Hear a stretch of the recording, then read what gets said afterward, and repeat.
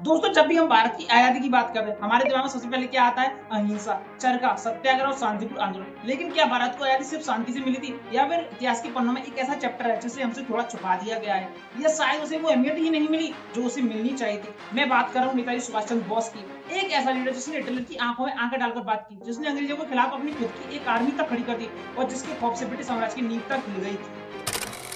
लेकिन दोस्तों, यहाँ एक बहुत बड़ा ट्विस्ट है। आज की इस वीडियो में हम सिर्फ उनकी बहादुरी की कहानी नहीं जानेंगे, आज हम गहराई में उतरेंगे और जानेंगे वो तीन बड़े विवाद, गांधी जी और नेहरू के साथ उनके असल रिश्ते क्या थे, क्या वाकई उनके बीच कोई दुश्मनी थी, क्या नेताजी ने हिटलर और जापान से हाथ मिलाकर वो गलती की थी, और सबसे बड़ा रहस्य 18 अगस्त 1945 को ताइवान के उस विमान हादसे में आखिर क्या हुआ था? तो वाकई एक हादसा था या कोई बहुत बड़ी साजिश? चलिए आज की इस वीडियो में सच की तह तक जाते हैं। कहानी शुरू होती है साल 1938 और 1939 से। सुभाष चंद्र बोस इतने लोकप्रिय थे कि वो लगातार 2 बार कांग्रेस अध्यक्ष चुने गए। लेकिन यहाँ पर एंट्री होती है एक वैचारिक मतभेद की। एक तरफ थे महात्मा गांधी, जो पूर्ण अहिंसा पर विश्वास रखते थे, तो दूसरी तरफ थे सुभाष चंद्र बोस, जिनका मानना था कि तुम मुझे खून दो, मैं तुम्हें आजादी दूंगा। उनका साफ कहना था कि अंग्रेज बिना लाठी गए सीधे बातों से देश छोड़कर नहीं जाने वाले।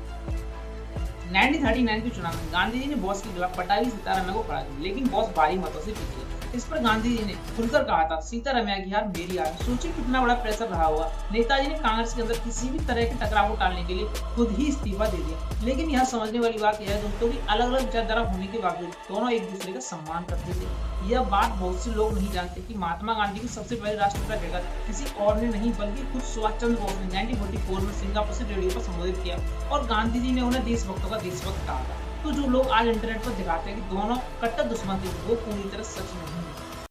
अब आता है इस कहानी का सबसे विवादित हिस्सा। वर्ल्ड वॉर सेकंड शुरू हो चुका था। अंग्रेजों ने नेताजी को उनके ही घर में हाउस अरेस्ट कर दिया था। लेकिन जनवरी 1941 में एक ऐसा फिल्मी वाकया हुआ जिसने अंग्रेजों के होश उड़ा दिए। नेताजी बेस बदलकर पुलिस को चकमा देकर भारत से भाग गए। पेशावर, काबुल और मॉस्को होते हुए वो सीधे पहुंचे जर्मनी।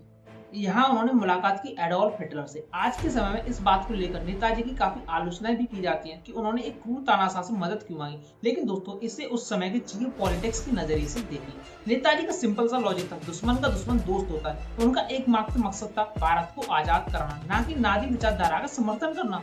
जब उन्हें लगा कि जर्मनी से उतनी मदद नहीं मिलेगी, तो वो एक खतरनाक पनडुब्बी यात्रा के जरिए जापान पहुंचे। वहां उन्होंने रासबिहारी बोस के साथ INA की कमान संभाली।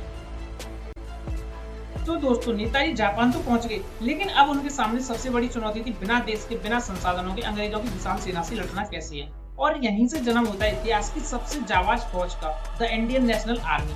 क्या आप जानते हैं कि इस फौज की शुरुआत खुद नेताजी ने नहीं की थी? इस फौज की नींव साल 1942 में कैप्टन मोहन सिंह ने रखी।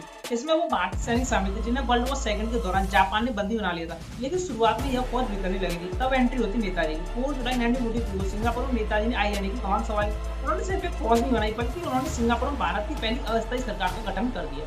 सोचिए, इस सरकार के पास अपनी खुद की करेंसी थी, अपना बैंक था, अपना पोस्टल स्टैम्प था, और इससे भी बड़ी बात, दुनिया के 9 देशों ने इस सरकार को आधिकारिक तौर पर मान्यता दे दी थी।